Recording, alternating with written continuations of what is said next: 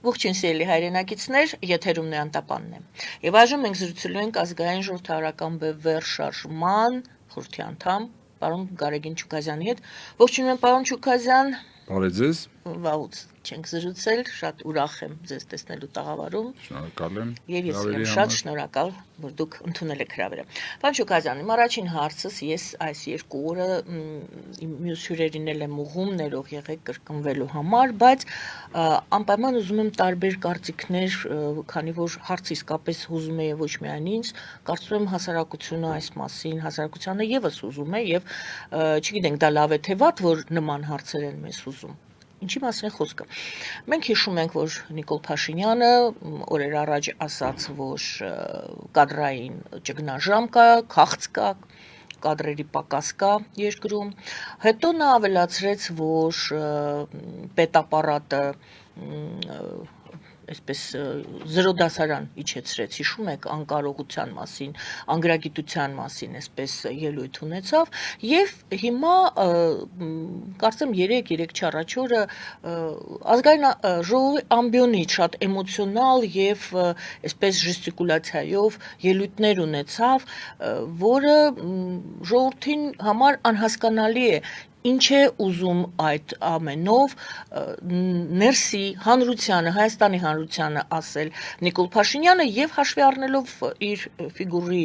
նշանակությունը, որ նա վարչապետն է Հայաստանի, մենք բոլորս գիտակցում ենք, որ ամբողջ աշխարհի, ասենք Հայաստանի հետ գոնե առնչություն ունեցող երկրների եւ ղեկավարները եւ մամուլը եւս հետեւում են այս ամեն ինչին եւ լսում են այս ամենը։ Եթե նաեւ հաշվի առնել, որ նա գիտակցում է դա, ինչ է նա ասում աշխարհին, կառավարման համակարգը զրոյական վիճակում է, ինքը այդպիսի էմոցիոնալ վիճակում է, ինչ հասկանանք մենք եւ ինչ են հասկանում, այսպես ասած, մեզ հետ աշխատող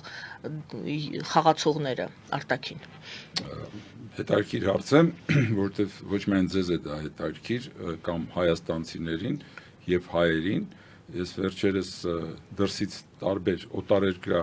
ծանոթներից ստանում եմ կադրերը, ինձ ասում են, այս ինչպես հասկանալ էլ այդ շարժու ձևը։ Դրա մի հատ թուրքական առած կա, մենք իհարկե թուրքերի նկատմամբ մեր ատելությունը խանգարում է հասկանալ, որ թուրքերը 600 տարի կայսրություն ունեցած ժողովուրդ են եւ հենց այնպես չէին կարող կայսրություն ունենալ, այսինքն թշնամուց պետք է կարողանալ սովորել։ Այդ առածը ասում է, երբ որ ծաղրածուն մտնում է պալատ, թագավոր չի դառնում, բայց պալատը վերածվում է կրկեսի։ Դա թուրքական առած է։ Հիմա մենք ունենք այդ վիճակը Հայաստանում եւ այն 30 տարվա աղճատված քաղաքական պատկերացումների հետևանքը, որը մենք այսօր վայելում ենք որպես սննկացած կարելի ասել պետություն, ուժեղացնում է եւ փաստորեն Նիկոլ Փաշինյանը հենց դրանով է զբաղված, ուժեղացնում է մեր մեջ դարերով ձևավորված Թումանյանի խոսքերով ասած կկվի բարդույթը, հա, այսինքն կեղծ համոզմունքների պատկերացումը, որ դու քեզից ոչինչ չես ներկայացնում։ Դու ոչ մի ամբիցիա, ոչ մի հավակնություն քաղաքական չպիտի ունենաս առհասարակ։ Դու ընդամենը կարող ես զիջել եւ այդ ներարկվում է, ակտիվորեն ներարկվում է այսօր Նիկոլի կողմից ժողովրդին, որ դուք ոչինչի քաղաքական արժանի չեք եւ այդ վասալի ինչ ինքնիշխանություն, ինչ անկախություն եւ այլն։ Պետք է միայն տալ, որ ընդամենը խաղաղություն լինի, փրկվենք, հա, եւ այս սա է, որ հիմա կատարվում է, եթե երկու խոսքով ասենք։ Այսինքն մտածված, սա կարծում եք մտածված ծրագիր է։ Ես կարծում եմ, որ այն ուժերը, ովքեր բերել են Նիկոլին իշխանություն եւ սատարում են իր իշխանությանը, այսօր դրսի ուժերը ես նկատի ունեմ, եւ նաեւ ներսի տարբեր շարասյուններ 5-րդ, որոնք գոյություն ունեն Հայաստանում, հենց այդ նպատակն էլ հետապնդում են։ Այսօր հասկանալի է, որ իր վարած քաղաքականությունը հստակորեն պրոթուրանական, պրոթուրքական քաղաքականություն է, ուստի ես կարծում եմ, որ հենց այն ուժերը, ովքեր սատարում են այդ Թուրան պրոյեկտին, հենց այդպիսի խնդիր են առաջ դրել, հոգեբանորեն կոտրելու հայ ժողովրդի քաղաքական որևիցե հավակնություն, որպեսզի հայ ժողովուրդը առհասարակ հավակնություններ չունեն։ Եվ ապացուցել, որ երկիրը չկայացած Այո, որ երկիր է։ ինքը չկայացած երկիր է, չկայացած ժողովուրդ է, ինքը չի կարող հավակնել քաղաքական ինչ-որ անսպասելի քայլերի, աննախադեպ ինչ-որ նախաձեռնությունների եւ Ավելին գուցե պետականություն չունենա։ Խոսքը հենց դրա մասին է, ես որ ասում եմ ինքնիշխանություն, հենց դա նկատի ունեմ, այսինքն ինքնիշխանությունից այս հողը տակից գնում է, էլի, այսինքն հոգեբանորեն ստեղծում են այդպիսի վիճակ։ Դրա վտանգավորության աստիճանը գուցե վտանգավոր չի, հա, լավ, սենց նայում են, ասում են, դե հիմա էս էլ էս ձևի վարչապետ է։ Այս երկրում էլ այսպիսի վարչապետ է։ Ով որ հասկանում է, թե ինքն է ինչ է իրենց ներկայացնում ինքնիշխանությունը, իսկ ինքնիշխանությունը ինքը հենվում է որոշակի օրենքների վրա, ինքը հենվում է օրենքն էլ ածանցյալ է ժողովրդավարության, ըստ ժողովրդավարության պատկերացման ածանցյալ է իրավունքից, բայց իրավունքն էլ ինքնին այսպես հիմք չի, ինքն էլ ածանցյալ է արժանապատվությունից։ Եթե չկա արժանապատվություն, մնացած ամեն ինչը փլուզվում է։ Այսինքն խոսքը հենց դրա մասին է, որ այսօր խփվում է այսպես նշանը, թիրախը հենց արժանապատվությունն է։ Լավ, հիմա նայում ենք, տեսնենք սրա որպես շարունակություն, տեսնենք Գյումրիում ինչ տեղի ունեցավ, ինչու, այսպես հանկարծակի անցում չէր։ Արդյոք կամ ես եմ ուզում ձեզ հարցնեմ, այն ինչ տեղի ունեցավ Գյումրիում, այն ինչ մենք երեք լսեցինք նոր քաղաքապետի ուրեմն շուրթերից կամ իր ելույթից հասկացանք, ինչ ուղղություն է վերցրել Գյումրին, ինչ կատարվեց Գյումրիում եւ արդյոք սա ինչ որ աղերս ունի ընդհանուր այս տրամաբանության մեջ, թե չէ Գյումրին իր դարդով տապակվող քաղաք է այժմ։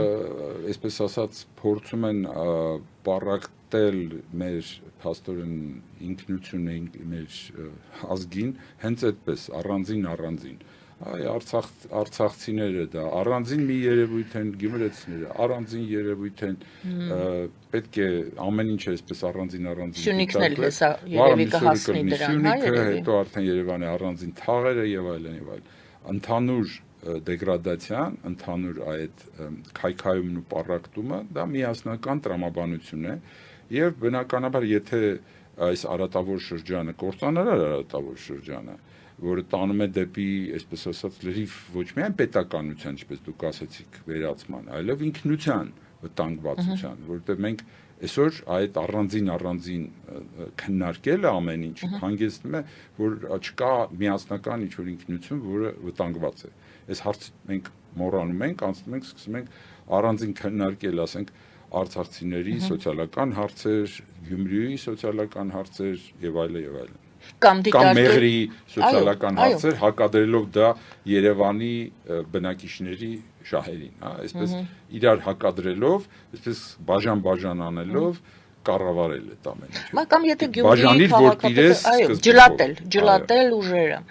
Եթե Գյումրիի քաղաքապետը ասում է, այո, ես ասենք տեսնում եմ, որ Ռուսաստանի հետ, Ռուսաստանի կազմ, չգիտեմ, Բելարուս եւ այլն։ Գյումրին առանձին պետք է գնա մտնի Ռուսաստանի կազմ, թե դա ամբողջ Հայաստանին է վերաբերում։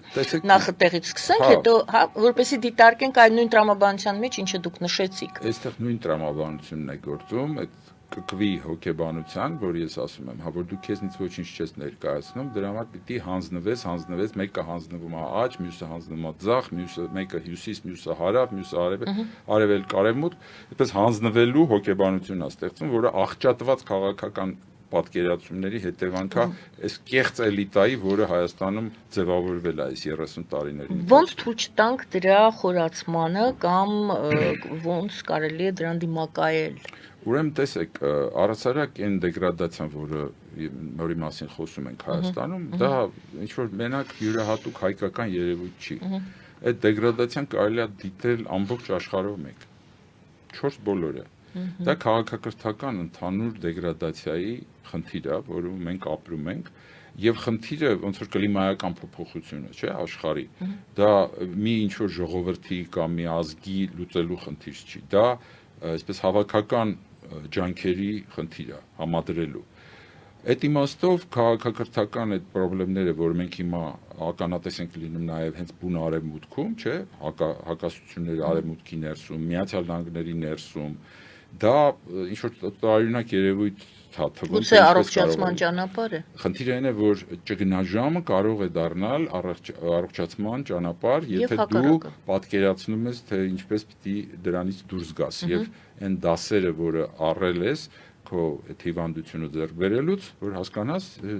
ըստ դրա քայլեր ձեռնարկես։ Այդ իմաստով խնդիրը, որը դրված մենք այսօր մեր վրա զգում ենք, դա ոչ միայն ազգային խնդիր է, այլև քաղաքակրթական խնդիր է, որովհետև այն հակասությունները, որ խորացել են համաշխարհային, մի մասը մեր մասով մենք տերն ենք այդ մեր մասի այդ խնդիրների, բայց այդ խնդիրը շատ ավելի մեծ է եւ այստեղ ուսուսի տալու խնդիր կա այն ուժերի հետ, որոնք որ փորձում են այդ քաղաքակրթական ճգնաժամից դուրս գալ եւ հիմքեր ստեղծել նոր քաղաքակրթության համար։ Այդ իմաստով ես ուզում եմ ասել, որ մենք մեր պատմության ընթացքում մի քանի անգամ այդպիսի ճգնաժամեր տեսել ենք քաղաքակրթական։ Սա սովորական ինչ որ մի տնտեսական ճգնաժամի հետևանք չի, սա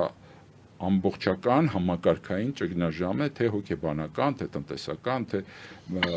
մնացած բոլոր առումներով։ Մարդկությունը այդպիսի փուլի մեջ է գտնվում։ Եվ այդտեղ պետք է հասկանալ, թե դու առհասարակ ինչ քաղաքակրթության մաս ես քեզ զգում, որտեվ հիմա մենք ամեն տեսակ հայեր տեսնում ենք, չէ՞, հիմա տեսնում ենք ամեն ծակ ու ծուկերից դուրս եկած,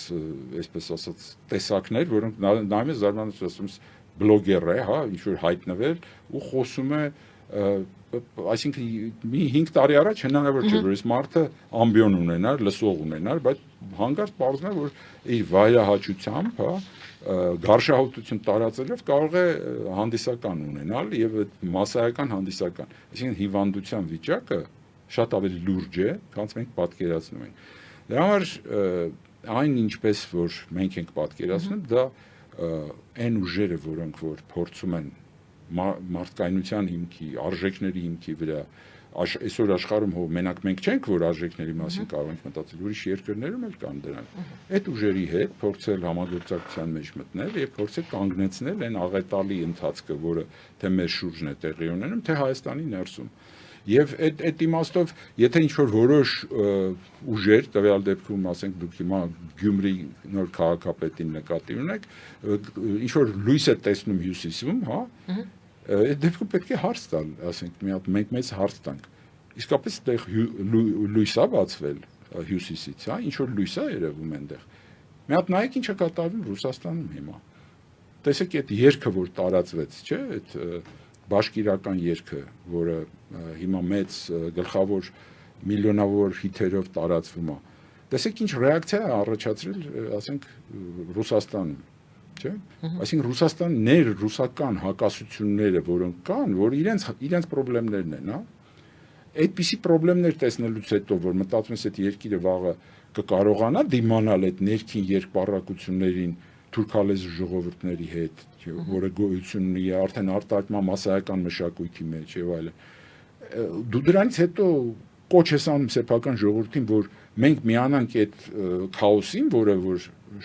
մոտալուտ քաոս է երևում հյուսիսում։ Մենք մտնենք այդտեղ ինչ անենք։ Մենք մեր քաոսը նախ փորձենք հասկանալ ինչ ենք անելու, հետո ուրիշի քաոսներին խառնվենք։ Այս մարդիկ եթե փնտրում են այդ կկուի նման նայում են աջձախ, թե որտեղից պետք է իրանց հովանավոր առաջանա, այդ լուծում չի, ոչ այդ հովանավորները կան այսօր, չկան այդ հովանավորները, անգամ իրանց ժողովուրդները զգում են, որ իրանք Ռուսաստանի ժողովուրդները չունեն այդ հովանավորը, դու մտնում ես այնտեղ ինչ անես, դա սովետական միությունը չի այլևս, որ փափագում ես գոյություն չունի այդպիսի իմպերիա այլևս, չկա այդպիսի գաղափարախոսություն, որի տակ դու կարողանաս քո տեղը գտնես, քո ինքնությունը հայկական, ասենք խորհրդային տարիների հայկական ինքնությունը ինչ որ ձևով տեղավորվել էր, չէ, ինչ որ իմունիային համակարգ է հայ ժողովուրդը ձեռք բերել խորհրդային համակարգի մեջ գոյատևելու ազգային։ Հիմա դու գնում ես այնտեղ որպես ինչ, որպես Մարգարիտա Սիմոնյան դառնաս, ինչ ես դառնալու այնտեղ Ռուսաստանում այսօր։ Դուք ասում եք միավորել ուժերը, եթե ես ճիշտ հասկացա, ոչ միայն ներքին ուժերի մասին եք խոսում, դրա մասին առանց ենք խոսում, այլ արտաքին։ Խնդիր ունենք։ Հիմա նետում ենք հայացք։ Ուժերը կարող են միավորել երկրները, որոնք ունեն ընդհանուր շահեր, ընդհանուր վտանգ, ընդհանուր եւ ընդհանուր քաղաքակրթական արժեքներ։ Հիմա ես ձեզ եմ խնդրում, եթե ասում եք, ուրեմն մտածել եք այդ մասին, եթե մտածել եք, կիսվեք մեզ հետ։ Նետում ենք հայացք եւ տեսնում ենք, ում հետ կարող է Հայաստանը ուժերը միավորել, կամ ով կգա Հայաստանի հետ իր ուժերը ավելացնելու Հայաստանով։ Այո։ Տեսեք, ես խոսեցի, որ քաղաքակրթական լրջագույն փոփոխությունների մեջ են գտնում ամբողջ մոլորակը եւ նոր ժամանակներ առասարակ, որ վերջի մի քանի 100 տարին, որ որոշակի իներցիա է առաջացել, հա, մոդեռնի այս տարիներին, հայ ժողովուրդը կարողացավ նորանալ, ինչ որ ժամանակակից ազգ դառնալ, բայց ամենալուրջ փոփոխությունները, որ տեղի են ունենում, դրանք ոչ թե մոդեռնի ներսում են տեղի ունենում, այս դարաշրջանի հերթական ինչ-որ փոփոխությունն է, այլ սա ավելի խոշոր փոփոխություն է, որը կապված է, կարելի ասել, երկրորդ միջնադարի հայտնվելու հետ ամբողջ աշխարհում։ Պատահական չի, որ պահպանողական ուժերի վերադարձը, որը մենք նկատում ենք Արևմուտքում, մենք միջև հետ տեսել էինք պահպանողական ուժերի վերադարձը, ասենք, իսլամական երկրներում, չէ՞, բայց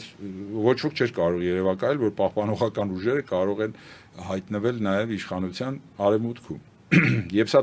միայն Միացյալ Նահանգներին չի վերաբերում, մենք սա նկատում ենք նաև Արևմտյան Եվրոպայում, Արևելյան Եվրոպայում։ Ահա ուրեմն պետք է փորձել հասկանալ այդ խոշոր փոփոխությունը կլիմայական, որը տեղի է ունենում։ Եվ այդ բնականաբար այդ դեպքում դու պիտի հասկանաս, թե որոնք են այդ ուժերը, որոնք են այդ արժեքները, որը հիման վրա փորձում են այդ աղետը, որը որ աղետալի իրադարձությունները, որոնք սպառնում են մարդկության, հա, լինի դա պատերազմների տեսքով, լինի դա հիվանդությունների տեսքով, լինի դա արհեստական բանականության վտանգների տեսքով, հա, դրա առջև առնելու ինչ նոր ուժեր, ինչ նոր ձևեր կան, եւ այդ դեպքում արդեն քո ուշադրությունը ոչ միայն գանվում է, ասենք, Տրամպի հայտարարությունների վրա կամ Նիկոլ Փաշինյանի հերթական,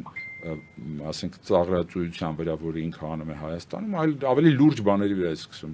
ուշադրություն դարձնել, թե ովքեր են կանգնած, ասենք, Տրամպի թիկունքին, ենթադրենք, ինչ խմբեր են, ինչ ուժեր են, արդյոք այդ նույն ուժերն էին, որոնք իրեն բերեցին իշխանության 16 թվականին, թե դրանք այն ուժերը, որոնք դեմոկրատների հետ էին, հիմա անցել են,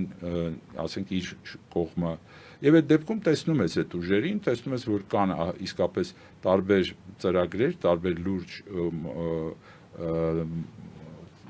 մարդիկ, որոնք որ խոսում են ժամանակի խնդիրների մասին։ Հիմա մեր համար դա մի քիչ տարօրինակ է, որ հանկարծ, ասենք, այդ քրիստոնեական աճ հայացքների մարդիկ սկսել են իշխանության գալ Միացյալ Նահանգներում, բայց տեսեք, որ պետք է հասկանալ, էլի, մենք ինչ լեզվով պիտի խոսենք այդ մարդկանց հետ, ինչ, որտեվ իրենք նայում են Հայաստանին որպես, այսպես ասած, պոստսովետական երկիր, անաստված երկիր, որտեղ ոչ մի արժեքներ արդեն չեն գործում, որտեղ այդ տենց հանցագործները կարող են նորից իշխանության գալ, հա, կամ ծաղրածուները կարող են իշխանության գալ, հա, օխլոկրատիայի հիման վրա, եւ իրենք մեր փոխարեն, մեր հարցերը մտածում են, որ մի օր իրենք պետք է լուծեն առանց մեր հետ խորհրդակցելու, որովհետեւ չկա էլիտա, որը կարողանա Հայաստանի անունից բանակցել Հայաստանի շահերը։ Այսինքն մանդատային իմ վերջո մանդատային կառավարում ստեղծել Հայաստանում, ինչ որ պայմաններում, որը դեռ չկա, բայց վաղը կարող է ստեղծվի, որովհետեւ Հայաստանում չկա այն էլիտան, որը կարող է այդ լեզվով խոսի, որը ժամանակակից լեզվ է։ Եվ նորից այդ հարցը մանդատը, եթե ինչ որ մեկը մանդատային գոնե լինի, այդտեղ պետք է հենց մանդատ ով հավակնում է այդ մանդատին, նա պետք է շահ ունենա։ Այո, Ձեր կարծիքով ով է շահ, ոչ միայն շահել պիտի ունենա, նաև պիտի այդ լեզվով խոսես, չէ, որ իր համար բայց դա եղավ մանդատ, մենք խոսում ենք ուժերի միավորման հավասարի։ Ես դրա մասին եմ խոսում, որպեսզի քեզ հետ խոսեն հավասարի, դու որոշակի նպատակներ, խնդիրներ լուծող հանրություն պիտի լինես։ Եթե դու նպատակներ, խնդիրներ չունես որպես հանրություն, կապ չունի դու հայ ես, թուրք ես, ադրբեջանցի ես, եթե խնդիրներ չունես, նպատակներ, ծրագրեր չունես, որը որոշակիորեն կապվում է համաշխարհային նոր, այսպես ասած, ծրագրերի հետ, այդ դեպքում քեզ հետ ոչ ոք չի էլ մանդատների մրցակցություն է դառնում, հա, Հայաստանի վրա։ Այո, պատկերացնում եք, հենց ուր այդպես ենք մենք հիմա այդ վիճակում ենք, այո, որ պետք է հասկացվի, թե որ մանդատի տակ ես, այսինքն ռուսական մանդատն է, թե թուրքական մանդատն է, թե արևմտյան մանդատն է, որովհետև դու ծրագիր պատկերացում նոր ժամանակների վերաբերյալ չունես, անելիքներ չունես այս տարածաշրջանում, բացի քո սեփական շահերի ու խնդիրների մասին խոսելը, ընդհանուր շահերի պատկերացում անգամ չունես, ընդհանրապես խոսում ես քո ինչ որ խաչմերուկ լինելու մասին, որտեղ այսպես համաշխարհային հակադրությունների պատերազմի վտանգի աճի ժամանակ անդադ ասենք մի հատ սպիտակ դրոշ ես բարձրացրել, որ մարդիկ չեն հասկանում դու ում կողմից ես։ Դու արձարակ ինչ որ մի բան քեզնից ներկայացնում ես, որից արժեք ներկայացնում ես։ Ինչ է քո ասածը, ինչ ես առաջարկում բացի տնտեսական ճանապարհ լինելուց, հա։ Ծանր բան է։ Կոստան Զարյանը ասում էր Արարատ լեռը ոչ մի տնտեսական արժեք չունի։ Բայց Արարատը դա մեր գոյության ճանապարհն է եւ խորհրդանիշն է, որտեղ դա բարձր արժեքների տանող ճանապարհ է։ Եթե մենք այդքանը չենք հասկանում, որ այսօր աշխարհում արժեքները շատ կարևոր են դառնալու եւ արժեքներից չենք խոսում, այլ խոսում ենք ընդհանրապես, որ մեր հերոսը դա հարկ վճարողն է, ասենք, հա, որ Արարատ լեռը կարելի է փոխարինել Արագած լեռով, մոռանալով, որ Արարատ լեռան վրա, ասենք, ջրհեղեղ ա եղել եւ մարդկության փրկության սիմվոլն է եւ այլն։ Երբ որ այդ ամեն ինչը մեր համար արժեք չունի եւ մեր համար միակ իրականը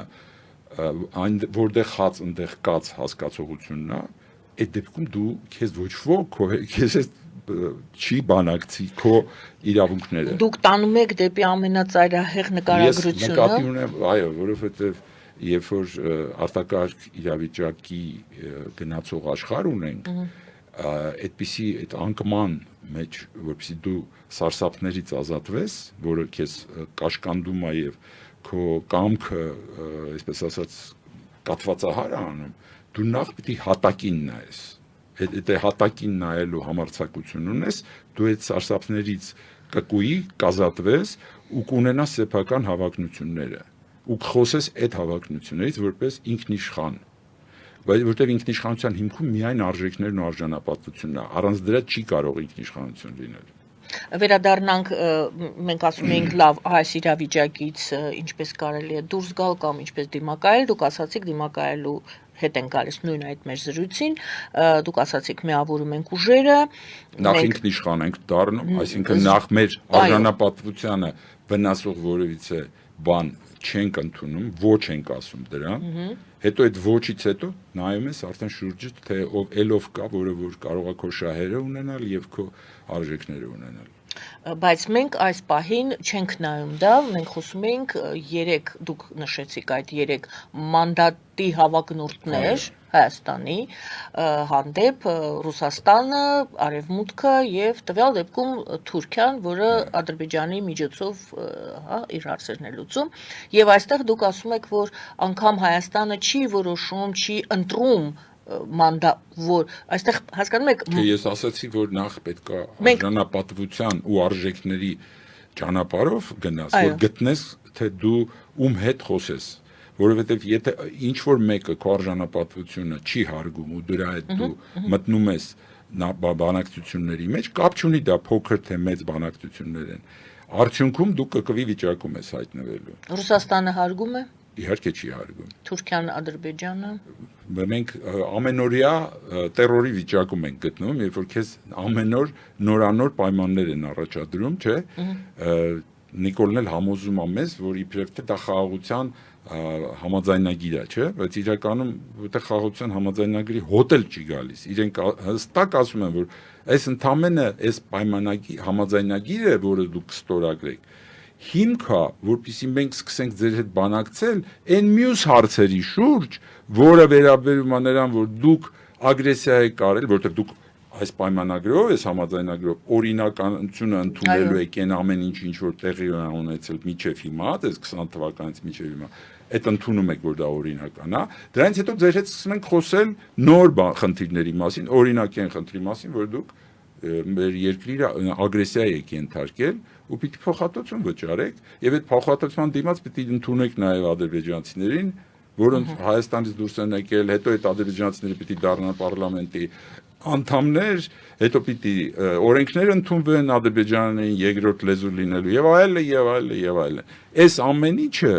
այսինքն այդ ճանապարհն է, այդ կկվի ճանապարհն է։ Եվ դրան հակառակ, երբ որ դու քո ասում ես այս է իմ կարմիր գիծն է, ես այս կարմիր գծերը չեմ անցնում եւ այս կարմիր գծերով իրավունքի ուժով եւ մնացած ամեն ինչով ես փնտրում եմ այն մարդկանց, այն երկրներին, այն ուժերին, ովքեր այս իմ հետ կարող են լինել դաշնակից։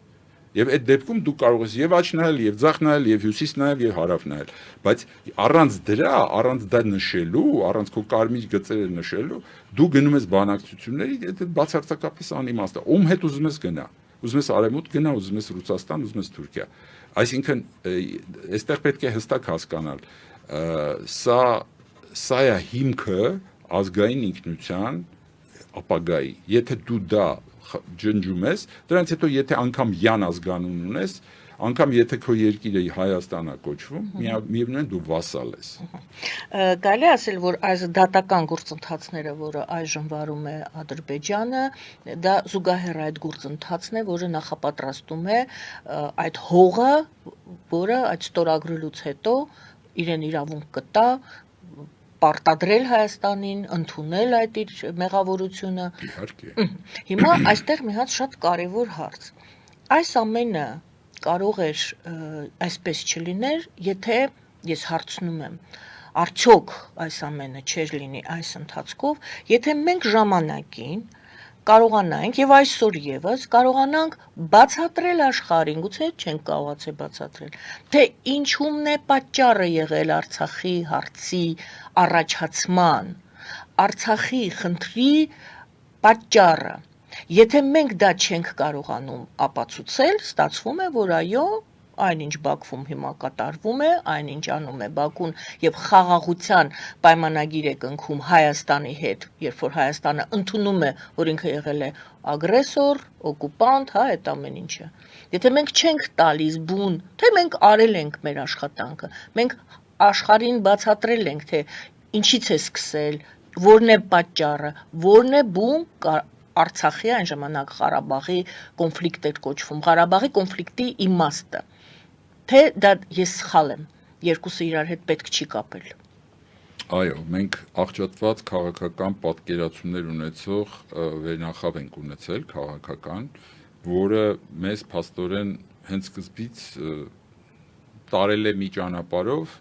ես էլ այդ ճանապարհով մեկը գնացածներից մեկն եմ։ Ես եթե ավակ լիներ այն ժամանակ մեկը, որը այլ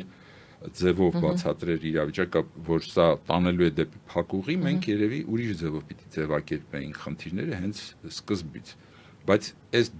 դասերը, որ մենք 30 տարում ունեցել ենք, այդ թվում նաև Նիկոլ Փաշինյանի ներկայությունը կարող է շատ դրական դաս լինել մեր համար, մեր ժողովրդի համար, եթե մենք պատկերացնենք մի ուրիշ ժամանակ, հա, որը գալու է ուրիշ խնդիրներով արտակարգ իրավիճակի ժամանակ, ոչ թե այսօրվա արտակարգ իրավիճակ, այլ այն վաղվա, որը իդեպ գալու է, անխուսափելիորեն գալու է։ Խոսքը նրա մասին է, որ համաշխարհային այս լարումները, որոնք տիրում են թե Մերձավոր Արևելքում, թե Ռուսաստանում, շատ ավելի լուրջ արտակարգ իրավիճակներ են ստեղծելու, քան մենք այսօր ունենք։ Եվ այսօրվա մեր ժամանակը դեռ խաղաղ, որ մենք ունենք մտածելու համար, թե ինչի համար այսպիսի վիճակի ենք եկել, այսպիսի սնանկության քաղաքական եւ այդ ձևակերպելու համար մեր նոր, այսպես ասած, տեսլականը, որովհետեւ քաղաքական տեսլականի մասին է խոսքը։ Այո, դա մեզ կօգնի եւ կլինի դաս, եւ մենք շնորհակալ կլինենք ճակատագրին, որ մենք ասենք օրինակ Նիկոլ Փաշինյան ունենք այսօր, որովհետեւ դա մեզ ստիպեց, որպեսզի տեսնենք վաղվա օրը ինչպես պետք է արվի։ Բայց եթե այսօր անելիք ունենք։ Այո, ես դրա համար հետ չեմ նայում, մենք այդ այսօրվա խնդիր ունենք, այո, բայց նաև երեկվա այդ խնդիրները, որտեղ այո, Նիկոլ Փաշինյան ծնունդ է այդ ամբողջ 30 տարվա, որտեղ այդ ճանապարհը, որը անցել են, այո, քաղաքական աղճատված պատկերացումները, թե կարելի է, ասենք, Արցախի հարցը հայկական ընդհանուր հարցից անջատել, հա, լուծել այդ հարցը, հետո փորձել ուրիշ հարցերի անդրադառնալ։ Հիմա, երբ որ մենք հասկացել ենք, որ այդ հարցը հայկական հարցի մաս է, ընդամենը, եւ այսօր, երբ որ անգամ այսօրվա այս ղեկավարությունը, որը հրաժարվել է Արցախից եւ Արցախի հարցից, հա,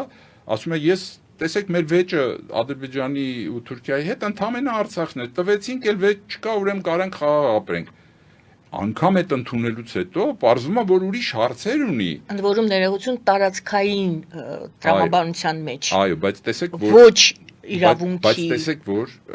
Ադրբեջանը անգամ այդ ձևակերպումը, այսինքն ասում է, որ մեր վեճը դա չի։ Մենք ուրիշ վեճ ունենք, բացի Արցախի հարցից, ուրիշ վեճ ունենք իրար հետ, որտեղ իրենց գոյությունը առհասարակ սահմանվում է որպես հակահայի գոյություն։ Իրենց սահմանման մեջ այդ են գրել, որ իրենք այդ է, իրենց ամբողջ կրթության համակարգը եւ այլն դրա վրա է հենվում։ Եվ ասում են միայն խաղաղություն կլինի, եթե դուք ընդունեք, հա, որ դուք վասալ եք։ Դուք վասալ եք, այդ տարածքները մերն ա եղել, մեր հիմա կարող եք ապրել որպես վասալ ձեր տարածքների վրա, որոնք մեր տարածքներն են։ Այ երբ որ դա կընդունեք այդ վասալությունը, այն ժամանակ մենք ձեր հետ կնստենք, կխոսենք, թե դուք ինչպես կարող եք ապրել։ Բայց ոչ որպես ինքնիշխան, որովհետև ես պիտի թելադրեմ, թե քո սահմանադրության որ հոդվածը ինչպես պիտի լինի։ Խոսքը ադրբեջանցու մասին է։ Այսինքն, երբ որ մենք հասկացանք, որ այսպիսի էգզիստենցիալ գոյաբանական խնդիր է մեր առաջ դրված, Արցախի հարց չի միայն դրված, այլ դրված է մեր լինել չլինելու հարցը, այն ժամանակ պիտի հաջորդը որոշի, ինքը պատրաստ է այդ լինել չլինելու համար, այսպես ասած, կանգնելու, թե պատրաստ է որտեղ հաց ընդեղ կաց, ուրեմն բանով շարժվել է։ Հայ ժողովուրդ եք ասում, հայ ժողովուրդը պետք է ընդունի, այո, բայց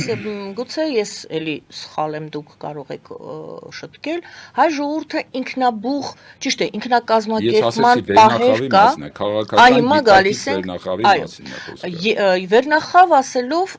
այստեղ եւս վերապահում երկու տարբերակ վերնախավ ասելով դուք նկատի ունեք իշխանական վերնախավ, երկրորդը այնուամենայնիվ քաղաքական միտք ունեցող վերնախավի մասին է խոսքը։ Ոչ միայն միտք ունեցող, այլև կամք ունեցող, որովհետև դու կարող ես ունենալ իշխանություն, բայց կարող է կամք չունենաս։ Եվ երրորդը փող, կամք չունենաս, կարող է ունենաս եւ այն եւ կամք ունենաս։ Եվ երրորդը այսինքն կամքի ունենալը այստեղ անհրաժեշտ բան է եւ այդ երկուսը լինի եւ միտք եւ կամք։ Եվ երրորդ բաղադրիչը պետք է երրորդ բանն էլ կա։ Երրորդը իմս ուրիշն է, գուցե ձերը չորրորդը լինի։ Երրորդն էլ վերադառնանք նրան, որ ասացիք, ժողովուրդը պետք է լինի, մեր ժողովուրդը սովոր է հավատալ եւ գնալ ինչ որ մեկի հետևից։ Այ երրորդը ես ասում եմ պետք է վստահություն նշնչի եւ վայելի այդ հեղինակությունը ժողովրդի է, որը նույն բանի մասին, որը արժեքներն են։ Որովհետեւ առանց այդ արժեքների միտքը դառնում է անգամ չարիքի գործիք, հա, սատանայի գործիք կարող է լինել, սատանան շատ խելոք է։ Եթե կամք չունես, դու դառնում ես կկու, եւ եթե սիրտ արժեքներ չունե, արժեքները անհրաժեշտ մաս են, եւ վստահությունը ժողովրդի ոչ այնքան մտքով է լինելու, որովհետեւ ցավոք սրտի մեր այսօր ընդհանուր զանգվածային մտածողության մտավոր մակարդակը այն թույլ չի տալիս դա։ Խեղում են, որովհետև այո, խեղված խեղում են, չեմ ասում խեղված է, ասում եմ ընդհանուր անընդհատ խեղում են, որովհետև որովհետև մենք կարող ենք massայաբար, ասենք, թուրքական երաժշտություն լսել, ուրախանալ դրանից եւ այլն։ Խեղված, այո, massայական գիտակցություն է, բայց այդ նույն խեղված գիտակցության մեջ կա սիրտ, արժեքներ հենց ժողովրդի մեջ, որտեղ ժողովրդի մեջ այդ արժեքները ժողովրդական ձևով գոյություն ունեն։ Հիմա խնդիրն է, որ երբ որ այդ վերնախավ ասածը կունենա նաև արժեքներ, հա, այդ վստահությունը կստանա առանց անգամ անհրաժեշտ մտքի, որովհետև սրտով կզգան, որ այդ նոր իշխանություն եկողը այո ունի սիրտ, ունի ուրեմն արժեքներ։ Այսպես Հիմա ամենակարևորն է, այստեղ մեր զրույցը բավականին դրական է արդեն ստացվում, որովհետև մենք ոնց որ թե լուծումը հույսը կամ այն, ինչպես են ասում, թունելի վերջում լույսը համենայն դեպս ասացինք, որ այնտեղ պետք է լույս լինի։ Մենք ուրվագծեցինք, որ պետք է լինի այդ տանող ուժը։ Հիմա այն ձեր ձևակերպումը, որ պետք է միավորել ուժերը, մենք նայեցինք ընդհանուրի մեջ, դուք ասացիք համաշխարհային խնդիրների դեպքում ուժերը միավորում ենք, հիմա եկեք տեսնենք այստեղ մենք տնային աշխատանք ունենք անելու։ Անկասկած։ Այդ տնային աշխատանքի մեջ նաև կամ նա պետք է ծնվի այդ մեկը, ով կրում է ձեր ասած եւ կամ մեկի մասին չի խոսքը։ Այո, սա մի դրա համար ես մասին չի ուժերի խոսքը, համախմբման կոնտեքստում եմ դա ասում։ Այո։ Հիմա եկեք տեսնենք, դա մի քաղաքական ուժ է, որը էլի համախմբման արդյունք է քաղաքական ուժը, կամ քաղաքական ուժերի համախմբում։ Մենք վաղուց ենք խոսում Հայաստանում, մենք չէ, բոլորս, որ այո, եկել է պահը, որ ինչ որ մեկը պետք է այդ ջահը վերցնի, ժողովուրդը նրա հետևից գնա, լիդերի մասին է խոսքը։ Մենք ունենք լիդերի կարիք, թե մենք ունենք քաղաքական մտքի կարիք, քաղաքական միավորի կարիք, քաղաքական միավորված ուժերի կարիք, ինչի կարիք ունենք եւ ինչի հնարավորություն ունենք, ինչ ենք տեսնում, որ արդեն դրա հույսը կա։ Ես արդեն ասացի, որ մենք մտել ենք մի նոր դարաշրջան եւ շատ արագ ենք այդ դարաշրջանը շատ արագ է գալիս զուտ տնտեսական տեխնոլոգիական իմաստով ես սա օրինակի վրա բերեմ տեսեք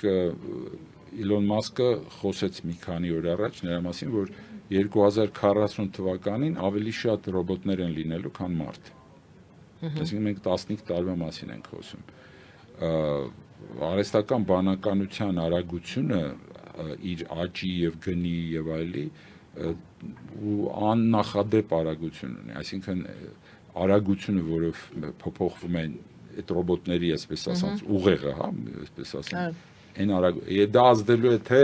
զենքերի նոր տեսակների վրա, պատերազմների վրա, հենց պատերազմների, այն ինչ որ տեսնում ենք, դրանք ծաղիկներ են ընդամենը։ Դա վերաբերելու է տնտեսության, էներգետիկային, դա մեր պատկերացումները աշխատանքի մասին առաջիկա 10 տարվա ընթացքում 50 տարվա փոփոխությունների չափ փոփոխություններ են սպասվում աշխարհում։ Այդ փոթորկալի փոփոխությունների մեջ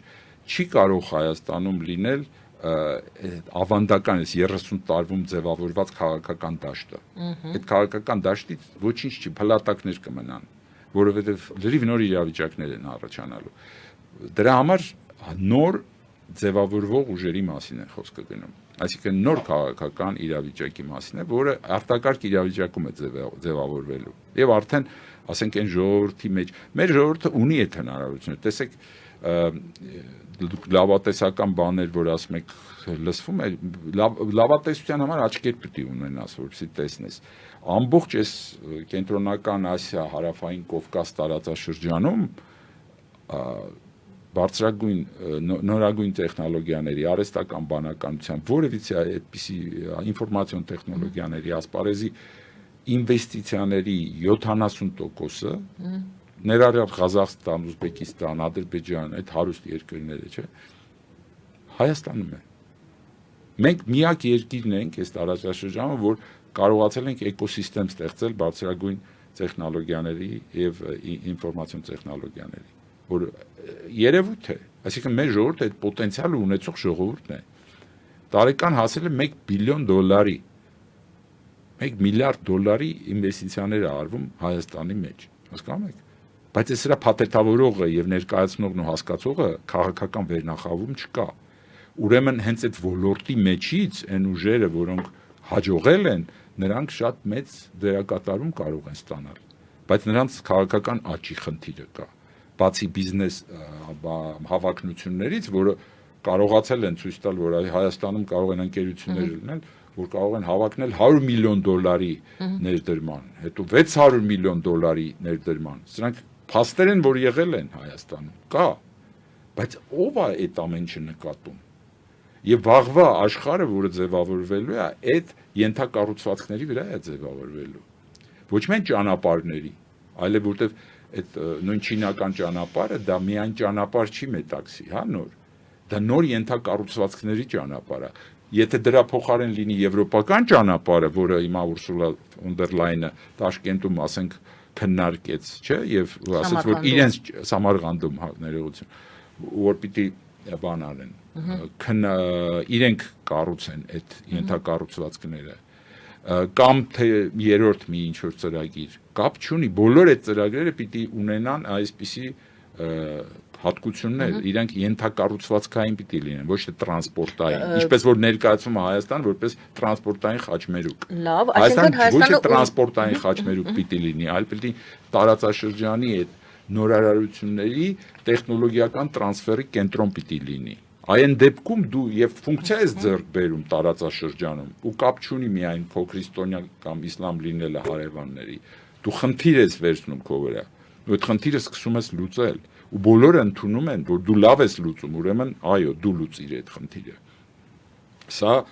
շատ ավելի մեծ փոփոխություններ են։ Այն ուժերը, ովքեր, ելի եմ ասում, Տրամպի առաջին ընտրության ժամանակ չկային իր կողքին, իսկ հիմա կան, հենց այդ ուժերն են, որոնք, ասենք, սիլիկոնային հովտում են գտնվում,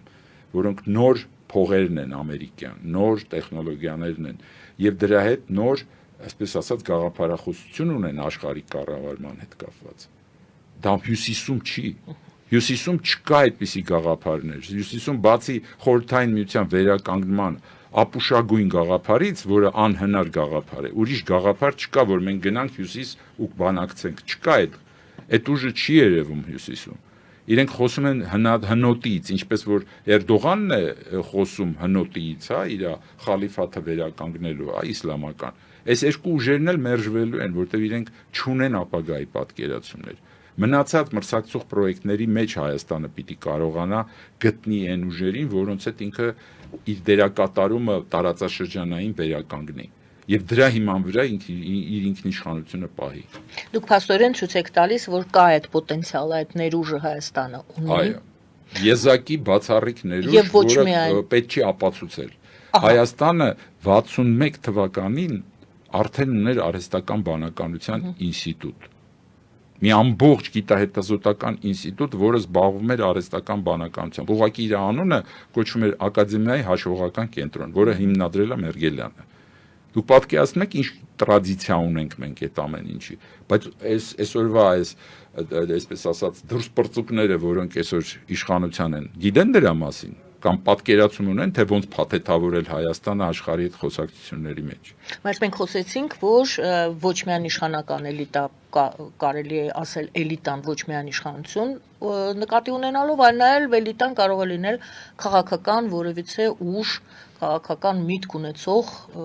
մարդկանց համախումբ։ Այդ երեքը իրար հետ պետք է լինեն, ես ասացի, միտքը, կամքը եւ սիրտը։ Այդ երեքը եթե կան, ապա այդ էլիտան կձևավորվի։ Եթե դուք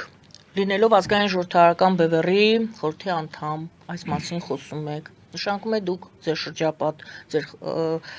խորհրդի նիստերի ժամանակ եւս խոսում եք։ Եվ ոչ միայն մեր խորհրդի նիստերի, այլ մեր բանակցությունների ժամանակ ենք խոսում տարբեր ուժերի, թե ներհայաստանյան, թե Սփյուռքի եւ թե ոչ հայ մեր լոբիստական գործունեությունը, որը գիտեք ունի թևերը թե Միացյալ Նահանգներում, թե Եվրոպայում, թե Մեծ Բրիտանիայում։ Ոստի ինչ մի քայլ առաջ, ինչ քայլերի մասին կարող ենք խոսել։ Այն ինչ որ ես ասացի, մեր գործունեությունը բաց է, մեր գործունեության ընթացքում մենք համագործակցում ենք բոլոր այն ուժերի հետ, որոնք այս սկզբունքների հետ կարող են համաձայնվել։ Մենք ուրիշ սկզբունքներ չենք դնում, հատուկ նոր ինչ որ սկզբունքներ չենք դնում։ Սա այն տեսլականն է, որը ունի բևեռը, եւ այդ բևեռը դրա այդ պատկերացումներով քննարկումներ է անում թե Հայաստանի, թե Սփյուռքի, թե օտար ուժերի հետ։ Այսինքն դուք տեսնում եք, որ տնտեսական է կոչվում դա երևի թե, բայց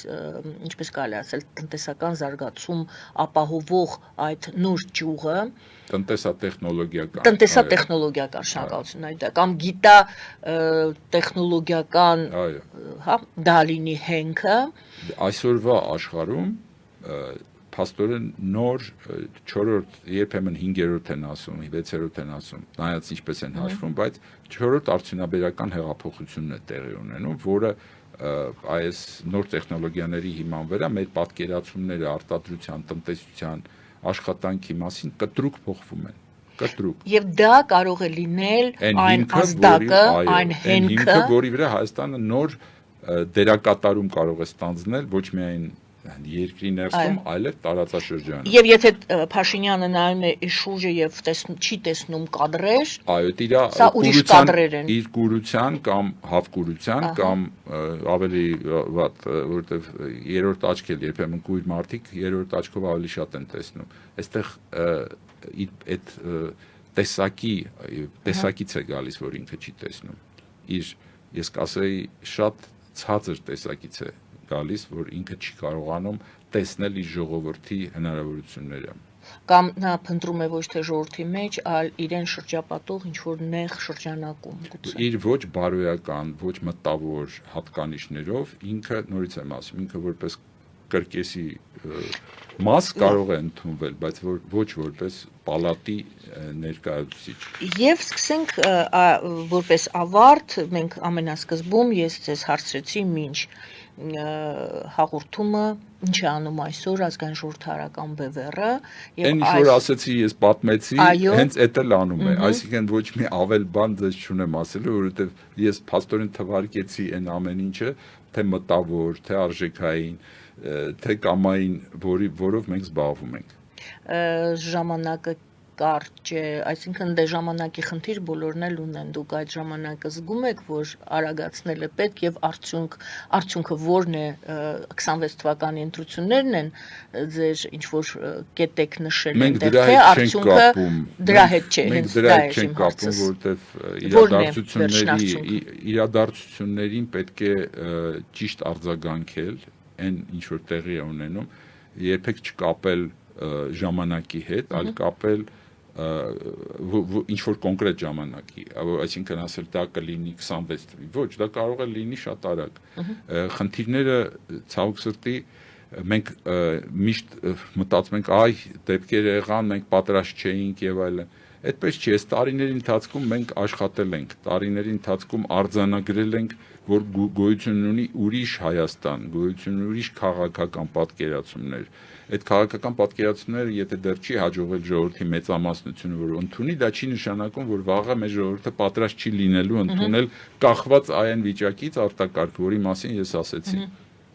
որտեղ այն ինչ որ մենք տեսնում ենք հյուսիսում, հարավում, արևմուտքում, Թուրքիայում էլ հիմա սկսվեց։ Այսինքն այդ փոթորիկները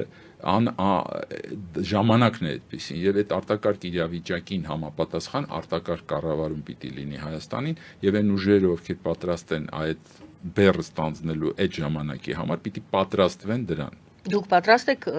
ես ասացի, որ դրանով ենք զբաղված։ Ես մեր ամբողջ գործունեությունն ու ժամանակը տրամադրվում է հասկանալուն այդ նոր իրավիճակին, որը գալիս է։ Որը դուք ասում եք, այսպես գեղեցիկ ամբավ գորգոր չլինի, բայց լուծումը կա, դուռը կա, դուք գիտեք որն է այդ դուռը եւ փորձում եք մոտենալ այդ մացառները դեպի այդ դուռը տանող մացառներն եք